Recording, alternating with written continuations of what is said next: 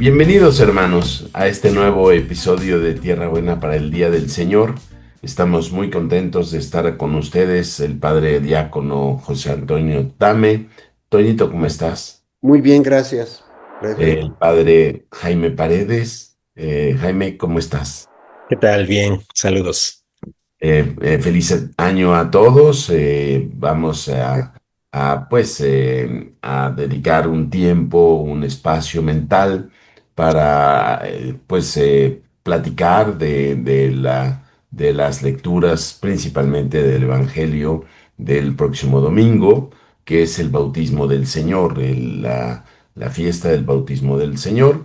Y entonces, pues como ya lo dijimos, termina el tiempo de Navidad, propiamente dicho, y luego sigue el tiempo ordinario en el que iremos acompañando a Jesús. Jesús nos va a ir instruyendo, va a tener pues sus palabras como un aspecto catequético para nuestra vida. Jaime, te toca la introducción del tema. ¿Quieres decir algo antes del Evangelio? No, iniciamos con el Evangelio. Muy bien. Toñito, si nos haces el favor de leer el Evangelio. Claro, con mucho gusto. Pues este Santo Evangelio está tomado, como ya sabemos, queridos hermanos, de San Mateo para este ciclo A que seguiremos durante todo este año litúrgico. Y el texto dice así: En aquel tiempo, Jesús llegó de Galilea al río Jordán y le pidió a Juan que lo bautizara. Pero Juan se resistía diciendo: Yo soy quien debe ser bautizado por ti, ¿y tú vienes a que yo te bautice? Jesús le respondió: Haz ahora lo que te digo, porque es necesario que así cumplamos todo lo que Dios quiere. Entonces Juan accedió a bautizarlo.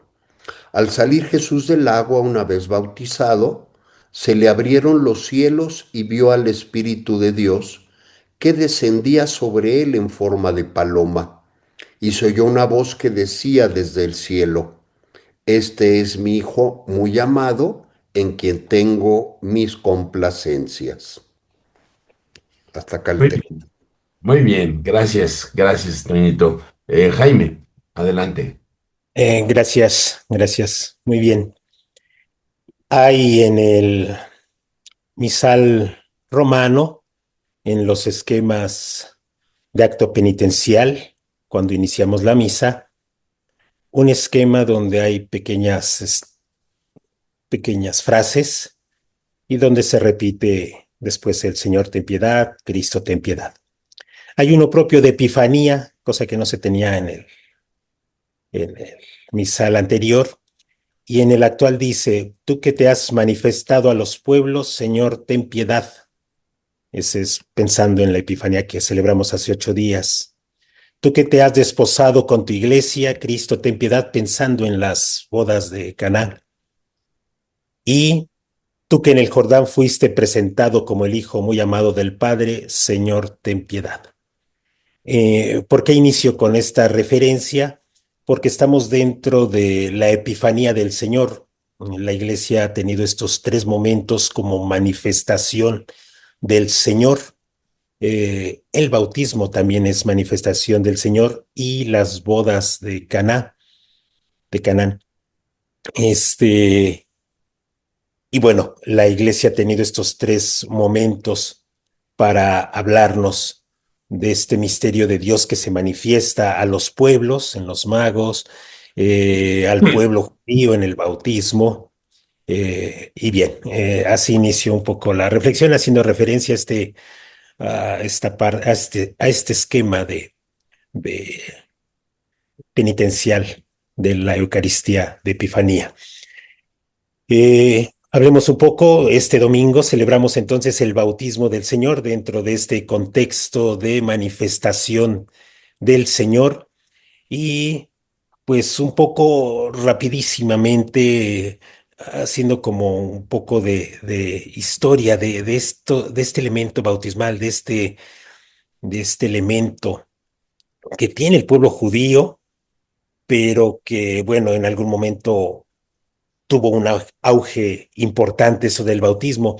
Recordemos que para la inserción del pueblo judío, para insertarse a la comunidad judía, pues no usaban el elemento del agua, sino era a partir de la circuncisión, era a partir de este elemento de sangre, eh, para experimentar la reconciliación y el perdón, pues hacían sacrificios. Estaba el elemento de la sangre, no tanto del agua como un elemento de integrarse a una comunidad. Pero viene este caminar del pueblo y aparece el libro de Levítico, en donde ya hay algunas normas, algunas leyes que hablan de estos ritos purificatorios, ritos bautismales, pero que solo hacía los sacerdotes en el ejercicio de su ministerio en el templo. Conforme va avanzando el caminar del pueblo, ya en tiempos de Jesús, pues aparecen estos grupos que intentan también practicar su piedad a partir de estos bautismos y lavatorios purificatorios. Eh, los de Qumran, estos fariseos también que observaban, toman estas prácticas que eran propias de los sacerdotes, pero también las van a vivir ellos como un acto de piedad, de irse purificando, de estar bien con Dios, por decirlo de alguna manera. Y bueno, toman estos ritos. De hecho, en la arqueología decían que los fariseos que tenían más posibilidades económicas tenían también piscinas en sus casas, como parte de esta vivencia piadosa de purificarse, de estarse purificando, lavándose, estar siempre bien. Eh, Esa es como una primera parte. Pero aparece entonces Juan el Bautista, que bueno, ya está aquí en el Evangelio y que también lo escuchamos en el Adviento como el anuncio del Mesías, aquí ya como el anuncio o la presencia de Jesús en su ministerio. Pero pues ya aparece Juan el Bautista y toma este elemento del bautismo con rasgos propios. Ya no es solo un acto de purificación, un lavado que estuvieran ahí buscando para estar bien, sino Juan el Bautista le da como estos dos sentidos. Es profético, él lo va a hacer, él va a bautizar, no es que sea un ejercicio personal de cada uno y se purifica a sí mismo o se baña a sí mismo para purificarse, sino que es un acto profético, él es el que va a bautizar, lo hace lo hace él, ¿no? No, nadie más. Y único, es decir, no vas a estarte purificando a cada rato, sino es un lavatorio único, por así decirlo, es una inmersión única. Estos elementos los toma sin lugar a duda, eh, bueno, Juan el Bautista, con el bautismo de Juan el Bautista, tiene estos elementos que dista mucho pues de esto de las leyes de Levítico, estas leyes de purificación ritual. Llamémosle así, el Levítico pues tiene este carácter ritual y bueno, es todo lo que van siguiendo también los fariseos ya en tiempos de Jesús, pero Juan el Bautista tiene como un aspecto escatológico, ¿no? Un aspecto escatológico, es decir, vamos a bautizarnos porque se acaba ya la historia, va a terminarse, ya viene el juicio, ya Dios viene con todo su poder, con toda su fuerza, ya lo hemos platicado en los otros momentos donde se tocó este texto, en donde pues Juan el Bautista anuncia esta venida de alguien que tiene el bieldo, de alguien que va a separar el trigo de la paja, de alguien que viene con fuerza, de alguien que viene con todo el poder. Entonces su mensaje es, sí, lo hemos comentado aquí, es catastrófico y sin lugar a duda es el anuncio de la presencia de alguien más fuerte, mucho más fuerte, que esto es así como lo que me llama la atención, es el anuncio de alguien más fuerte, la presencia de Dios, ¿no? Es con toda su fuerza, es la presencia de alguien fuerte, de alguien que al llegar transforma, de alguien que al llegar va a ir transformando sin lugar a duda las conciencias, lo más profundo del hombre, y entonces lo anuncia así, con este estilo apocalíptico, escatológico, el final de los tiempos, ya viene, hay que bautizarse, hay que cambiar de vida, hay que estar bien ante el juicio, y bueno, este es el carácter, ¿no? Este es el carácter de Juan el Bautista.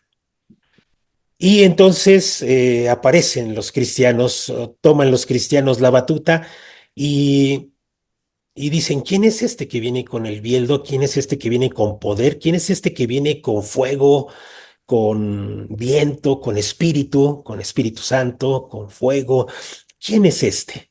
Y entonces los cristianos se empiezan a ubicar sin lugar a duda en su relación ya íntima, profunda, en su conocimiento de Jesús, pues van profundizando, van diciendo, Él es el que viene. Por supuesto que con características, como ya lo hemos anunciado también, ya lo hemos comentado, con características diferentes, no como lo había anunciado Juan, sino con un carácter diferente. Y entonces los cristianos guardan este, esta acción, este pasaje del bautismo de Jesús. Es el bautismo de Jesús, lo tenemos presente en los 3 evangelios sinópticos. En San Juan lo va diciendo de una manera distinta, pero el relato del bautismo lo tenemos aquí. En los discursos de los hechos de los apóstoles, cuando los apóstoles empiezan a anunciar el acontecimiento de Jesús, parten precisamente también del bautismo, ¿no? Del bautismo de Juan y cómo Jesús a partir del bautismo empieza su ministerio. Los cristianos conservan esta este acontecimiento de Jesús, el bautismo. No lo conservan propiamente como Juan el Bautista, sino lo conservan ya con una experiencia que han vivido, y es la experiencia pascual. Y es entonces lo que encontramos aquí en este Evangelio de Mateo, tal vez el de Marcos con sus propias características, Lucas también con su propio mensaje teológico, eh, pero encontramos en Mateo entonces esta experiencia pascual del bautismo de Jesús, que sin lugar a duda está basada en un acontecimiento histórico que las comunidades guardaron, las comunidades conservaron, el bautismo de Jesús. Jesús fue bautizado por Juan. Y entonces aparece ya en este evangelio este diálogo. Yo soy quien debe ser bautizado por ti, tú vienes a que yo te bautice. Es decir, eh, eh, Juan el Bautista, como si comprendiera, y bueno, va comprendiendo, va asumiendo el papel de Jesús. Tú vienes a bautizarme a mí, eh, y tú me pides que yo te bautice. Sin embargo, aquí hay todo un sentido distinto el que le da Jesús al bautismo. Haz ahora lo que te digo, porque es necesario que así cumplamos todo lo que Dios quiere, o se realice la justicia de Dios. Están en otras traducciones. La justicia no es otra cosa más que hacer la voluntad del Padre, la voluntad de Dios, eso es el hombre justo. Ya también lo había comentado en algún momento el diácono, creo que en el texto de José cuando tocó lo del hombre justo.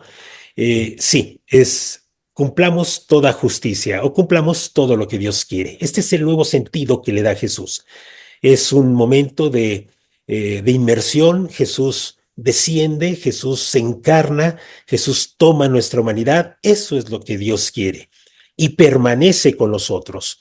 Va a bautizarse, es decir, va a experimentar también la muerte con toda la humanidad.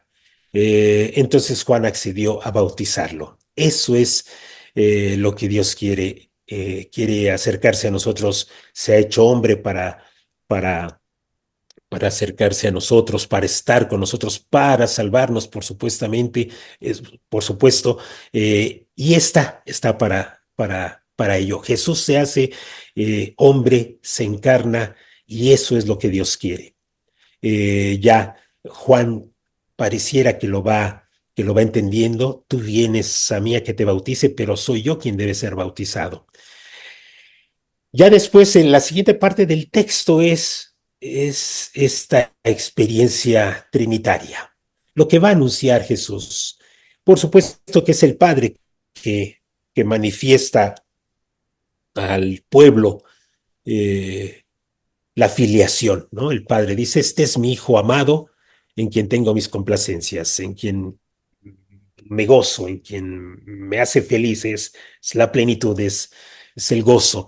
Entonces, es el Padre el que lo manifiesta. Sin embargo, toda la actividad de Jesús, movida por el Espíritu, será el anuncio del reino, es decir, la presencia de Dios realizando su obra. Y entonces vemos que al salir del agua, eh, es un gesto pascual, es un gesto de resurrección. Sumergirse en el agua, que eso es lo que significa la palabra bautizar, se sumerge, es una experiencia de muerte. Ya también se ha comentado aquí de algunas imágenes antiguas, iconos que, que pintan, representan el río Jordán donde fue bautizado Jesús como una tumba, todo oscuro y Jesús se sumerge. Es esta experiencia de muerte. Al salir Jesús del agua, nos habla ya de una experiencia pascual. Una vez bautizado, se le abrieron los cielos y vio el Espíritu de Dios. Es la nueva vida, es la nueva vida que Dios nos da. Ya San Juan en su prólogo también lo irá diciendo, los que creen en el Hijo, los que nos convertimos en hijos no por deseo de la carne ni por deseo humano, sino por la bondad de Dios, nos convertimos en hijos. Esta es la experiencia pascual. Al salir del agua, entonces, Jesús nos revela esta experiencia trinitaria, una experiencia de comunión. La experiencia que Jesús va a compartir es que no está moviéndose él solo, no es una bondad meramente personal, individual, lo que lo mueve y hace el bien a todos. No es una bondad individualista, no es una bondad nacida de una voluntad personal propia, o peor aún, nacida de un orgullo en decir, bueno, aquí vamos a ser buenos, vamos a amar a todo el prójimo. No, esta bondad que Dios va a manifestar es nacida de una experiencia comunitaria que es la de su Padre, el Padre que le ama, él ama al Padre, y esta experiencia que está de origen para todo lo demás, para todas las decisiones de amor que va a tener Jesús a lo largo de su ministerio, es por este amor que le tiene al Padre y que el Padre le tiene a él. A esa experiencia es a la que estamos llamados todos los bautizados, a ir eh, fomentando, a ir alimentando esta relación profunda con Dios, a no descuidarnos en nuestra vivencia cristiana, que es que Jesús nos va a ir conduciendo a lo largo de este año a ir introduciéndonos en esta vida de profundo amor, de profundo conocimiento del Padre y por supuesto también ir experimentando el amor que el Padre nos tiene. Estos serían como los elementos que podría proponer pues para la reflexión. Muy bien, muy bien. Toñito, Yo quisiera comentar, queridos hermanos, para que nos situemos en el texto del Evangelio que acabamos de escuchar, como Mateo, si nosotros leemos los versículos anteriores del capítulo 3, vemos cómo ya lo comentaba el padre Jaime, cómo Mateo habla y explica lo que estaba haciendo Juan el Bautista, el mensaje que estaba dando Juan, la actividad que estaba haciendo Juan para bautizar a todos los que creían en este mensaje, en su mensaje de conversión, y lo define y define cómo estaba, cómo era Juan, qué vestía Juan, cómo actuaba Juan. Y entonces Mateo nos muestra cómo Juan, y algunos autores dicen que Juan puede ser considerado el último profeta del Antiguo Testamento y obviamente el primero del Nuevo Testamento. Esto es, Juan juega un poquito esta función de bisagra entre las promesas que había hecho el Padre y ya la función y la presencia del Hijo entre todos nosotros y así conseguir nuestra redención. Y después vemos, ¿no? Como ya en el capítulo 4 y ya en su oportunidad platicaremos más de esto, vemos cómo en Mateo, en el capítulo 4 ya nos habla de la ida de Jesús al desierto y las tentaciones, ¿no? ¿Esto qué quiere decir? Y me extendí un poquito, es que Jesús no inicia su vida pública, sino después de que fue bautizado por Juan en el Jordán. Antes de esta escena maravillosa del desierto, Jesús es bautizado por Juan. Y esto es algo que a nosotros, queridos hermanos, debería de movernos, ¿no? Para preguntarnos hoy qué significa el bautismo para nosotros. El bautismo que nosotros recibimos hace algunos años, muchos años o muchísimos años, ¿no? ¿Y qué significa? Yo lo digo por mí, ¿verdad? ¿Qué significa este bautismo que nosotros recibimos? ¿No? Pues tenemos que hacer presente que este bautismo es una consagración real. Seguramente a ustedes como a mí nos bautizaron de pequeños, ¿no? Así como dicen algunos en son de burla, ¿no? Pues a mí ni me preguntaron, ¿no? Si me querían bautizar, pero ya sabemos que nuestros papás se comprometieron por nosotros y pues a través de ese sacramento tan maravilloso que es el bautismo, pues nos han dado el regalo de la fe y el amor que Dios nos hace de manera gratuita. Entonces yo creo que hoy sería muy bueno, queridos hermanos, que pensemos para nosotros qué significa el bautismo. ¿Qué valor le tenemos que seguir dando hoy al bautismo? Y que ayudáramos en donde sea posible a explicarles a las personas que tenemos cerca, a nuestros familiares, a nuestros amigos, que el bautismo no es una costumbre social, que el bautismo no es una celebración. Por supuesto es una celebración y debería ser una fiesta, pero que no se quede en la fiesta. Porque hoy pareciese que es más importante la fiesta que en sí mismo la celebración del bautismo. Y entonces tenemos que revalorar que por medio del bautismo, pues pasamos a pertenecer y formamos parte del cuerpo místico de Cristo, que es la iglesia. Y también que a través del bautismo nosotros estamos reconociendo de manera completa a la Santísima Trinidad y que un bautizado no puede vivir como si no lo fuera. ¿Qué quiere decir esto? Que por medio del bautismo nosotros tenemos una misión que es hacer presente a Jesús en todos lados, dar un testimonio y mostrar una fidelidad todos y cada uno de estos días, ¿no? Y entonces también yo les quisiera invitar, queridos hermanos, que en el silencio, en esta reflexión que yo les propongo, pues pensemos cómo hemos respondido a todas y cada una de las gracias que se nos fueron dadas y concedidas el día de nuestro bautismo y cómo hemos ido respondiendo a ellas durante toda nuestra vida.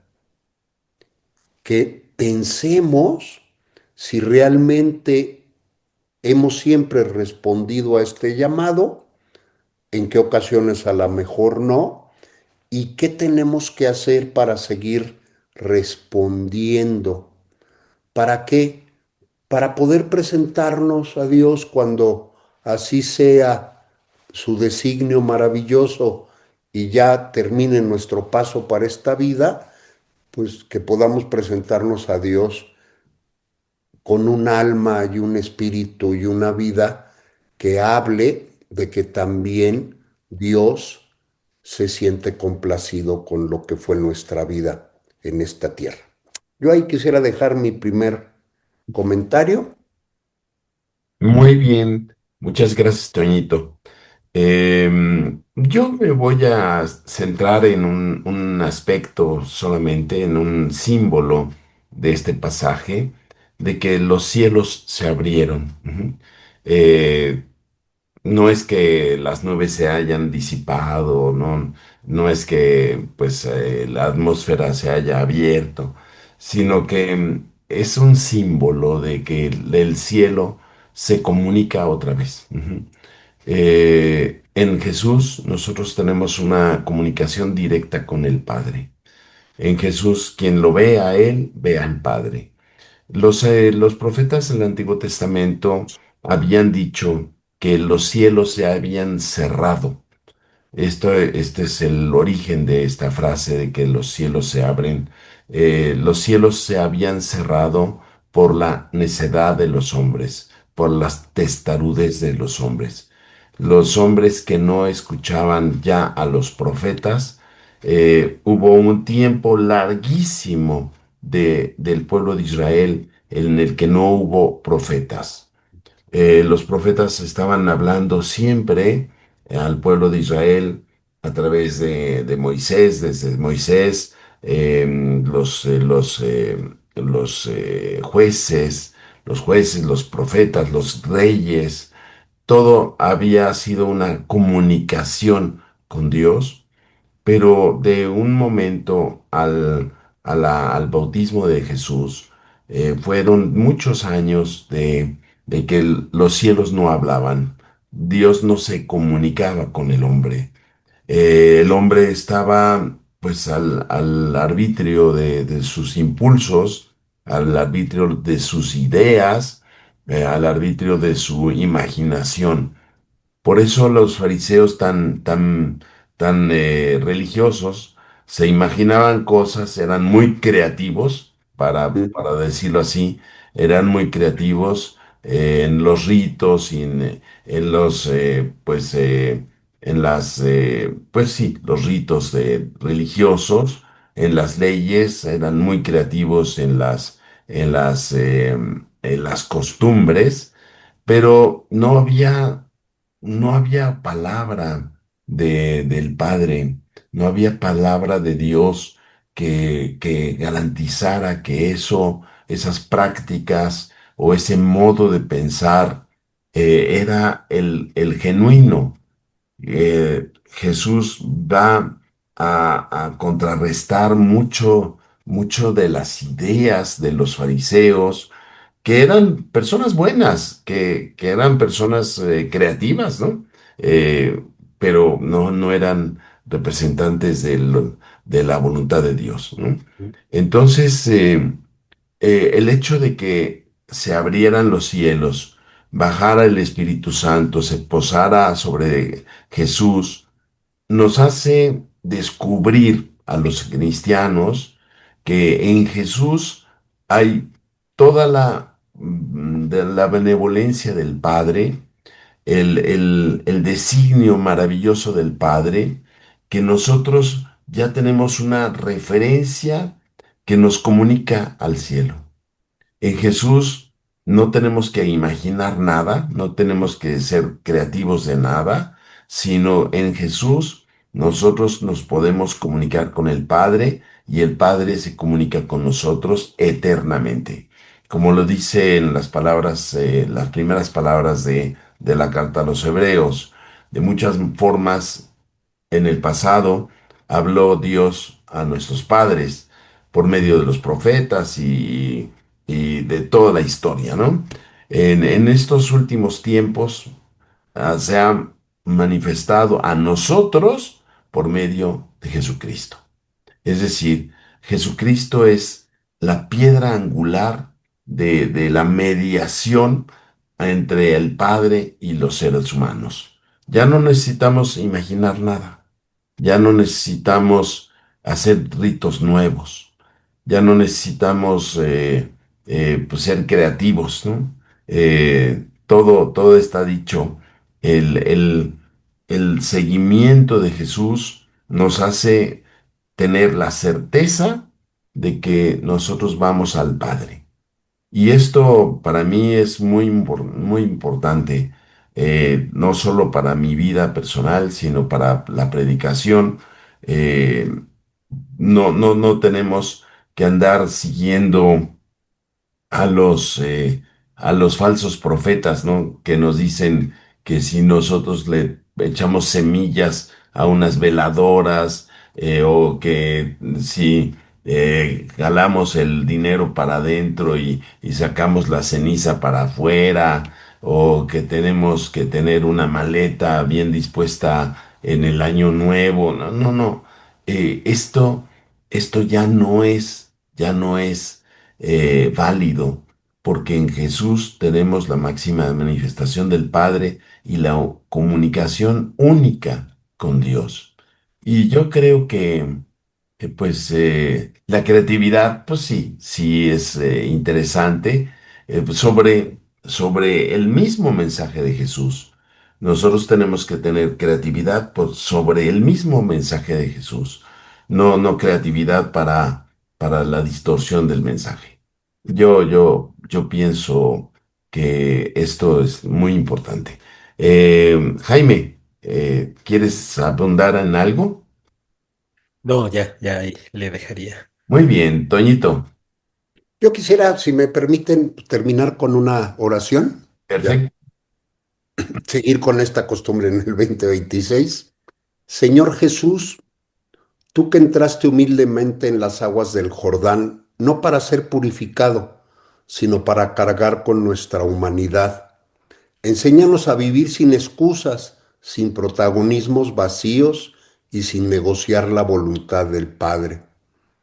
Padre bueno, que en el bautismo de tu Hijo rasgaste los cielos y declaraste tu amor, recuérdanos cada día que antes de hacer somos hijos, antes de hablar te pertenecemos, antes de servir te escuchamos.